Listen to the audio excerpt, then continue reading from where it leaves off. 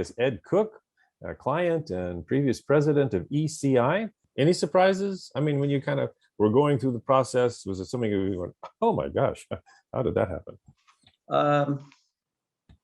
No, I don't think so. I think the surprise, there weren't surprises. I mean, the surprise is a strong word. So usually that's a negative in business. No business owner likes surprises. You like to plan for everything. So to me, the things that were interesting that I hadn't really thought about fully is the amount of work after the sale.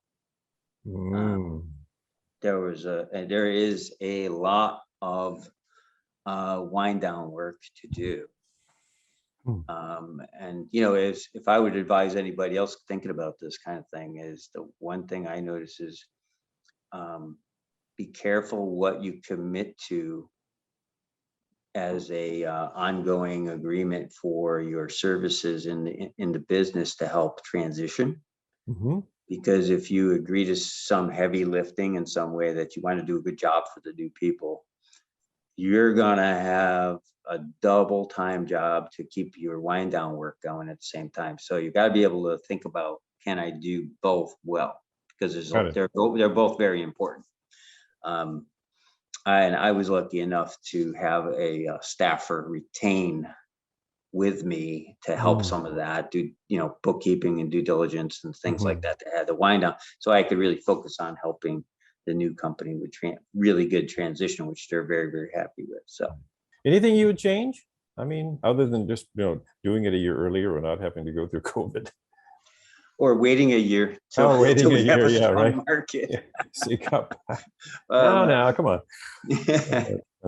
Yeah, no.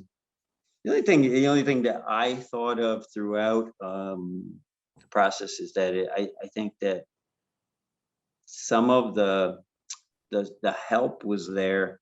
I think that having it a little bit more of a concierge type service where there's assistance and advice after the sale is more.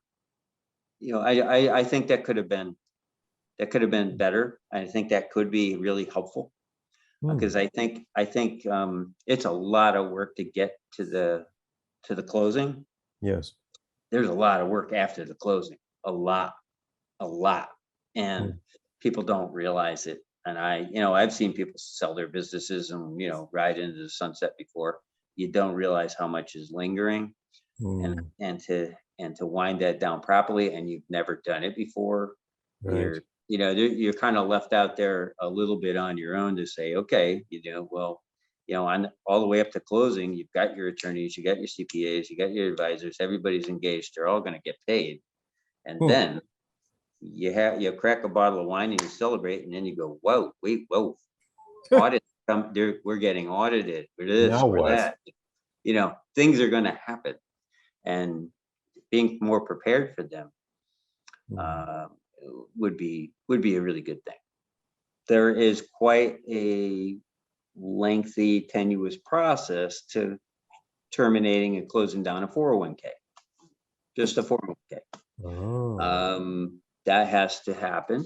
You can't take the 401k and transfer that as an asset to the new firm. Generally, they have their own people, they have their own funds, they have their own setup. They're bringing the employee base into that fold generally, and so there's 90-day notice clauses, and everyone's different. So it's something to look into because it takes some time. It wasn't hard. It just takes time, and you've got your third-party administrator involved, get your financial people involved.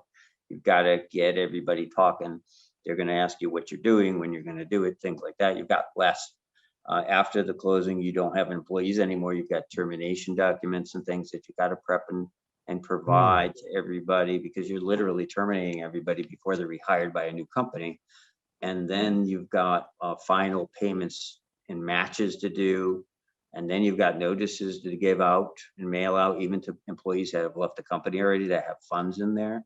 so that it gets, it gets to be some work. It's a bit cumbersome, and we're done with ours now. But I mean, I didn't actually do it till July 12th after a closing of February 12th. So lifestyle changes for you. Congratulations, you're retired. You said before we started this that in the last month you were home 4 whole days. Mhm. So it sounds like a pretty active retirement to me.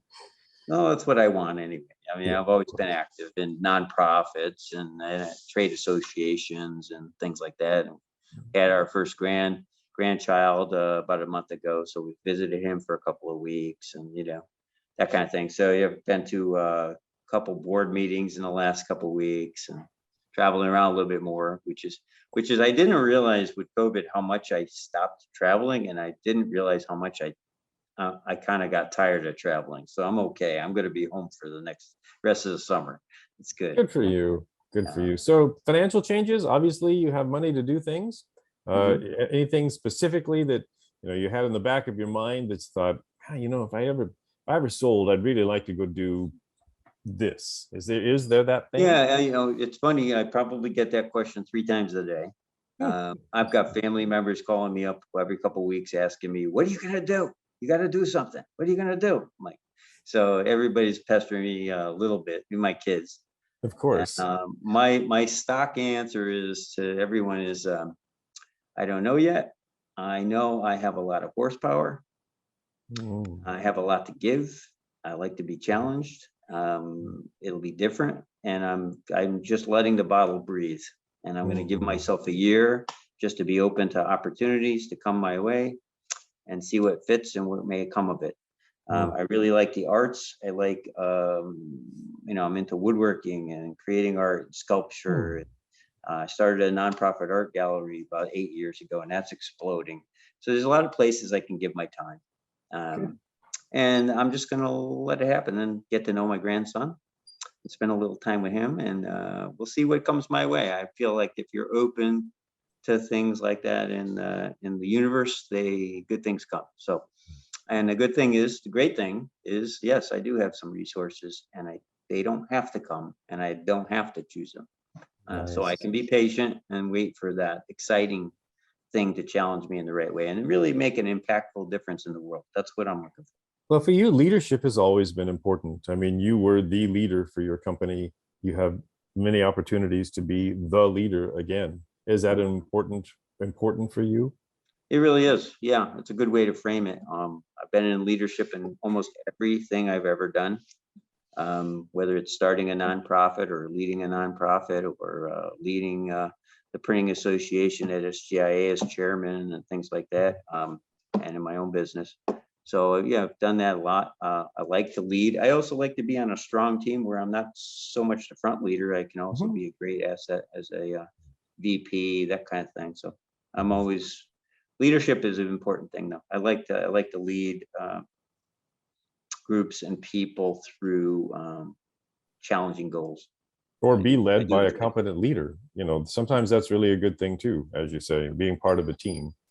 So how Absolutely. much time have you spent with the buyer? I mean, it's deal's done. Mhm. You had a contract is over. Do you have further commitments there that are required of you? Well, there are some changes going on here. I've committed to them. And I basically left it wide open for them. I said, whatever you need, you just got to tell me what it is, and you got me. There's no problem. So I'm totally wide open and flexible to whatever they need. Biggest thing is, the owner I'm very friendly with him. He's a great guy, and I told him straight up, even before the closing, I said, I'm going to keep calling you every 6 months for the next couple of years to make sure you're happy. So, and that was my goal, is to just give them all in, go all in, give them everything I got. And then I continue to do that. So we're constantly in communication. I'm in communication with like 4 of his VPs plus him on a weekly basis in some manner. And, I'm letting them pick my brain. I got nothing to hide and I got no ego. I just want them to be, I know if they're successful, my staff will be successful. Yes. Which was my next question. How is staff reacting? When did you make the announcement? How was it handled? What was the response? Do they have any idea? Yeah, it was great. I was there. They wanted my involvement through the whole thing. So everybody was a little scared, uh, of course. I can imagine. But I think how we handled it, the new owner and myself and his president, the three of us handled it, holding hands. Basically, we had a big group meeting, face to face, with masks on, and Jeez. we just sent the message together, and they were very, very thoughtful about how they talk to everyone and how they treat everyone. Mhm. And they point blank told me, like, because I joked at one of the pre-meetings before closing. I said, yeah, what day do you want my office packed up? And I got a phone call 5 minutes later, and I said, no. He said, you're not going anywhere. We don't, and even now, with more leadership coming in the end of my deal, they just say, you just stay in the corner office over there and you just keep Nice. doing your thing. So they want my calming presence. And he actually described me to my staff as you remember, Ed's not gone, but just think of him as Yoda. Oh, He golly. knows. He's the guy who knows. You just ask him No. something, he knows. So Have you lost any staff? Any of you left? no, I mean, some basic transition stuff Mhm, happening, mhm. but we actually have we've grown staff up by about 45%. Oh, We're booming, oh. And that's the booming. good news. That's exactly what you hope for. You Yeah. found the buyer that would grow the business and achieve Yep. for the business and for your staff the goals Yep. that you really wanted. Yep. Congratulations. That is really Thanks. Yeah. It's been any. great all the way around. And I check in. So I check in with their leadership team and Mhm. with their president. I've even done one-to-one, so once a month with them. Just Mm, and my biggest thing to them is always, am I giving you what you need? mm, Am I doing everything you thought I would do for you? Are you happy mm, with it? And mm. um, I've got glowing remarks, and they're basically saying, we can't even imagine anything better. So, and that's good. That was my goal.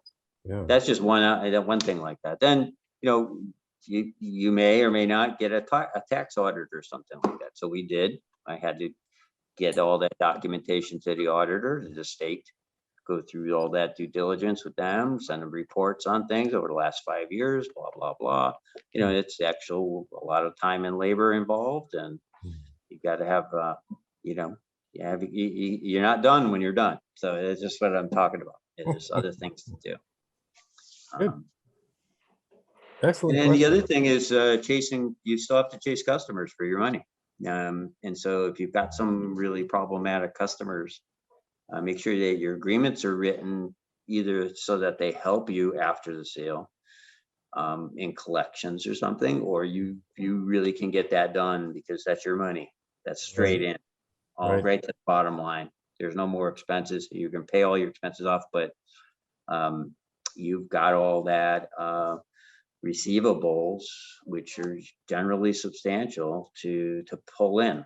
And we're always successful with that aspect of the business anyway. So we really don't have. We've got one little straggler at this point, but they're chipping away at it still. But um, if you have the type of business where it's really volatile, Mm, um, that's a lot of effort to keep chasing people for the money when you're not even doing work for them anymore, and they may absolutely. discount you. They may not answer the phone anymore or your emails anymore because you're not important to them. The new company is, because Right. you got to be careful there a little bit. So Thank you so much, Ed, for joining us and sharing your insights with us on these two videos.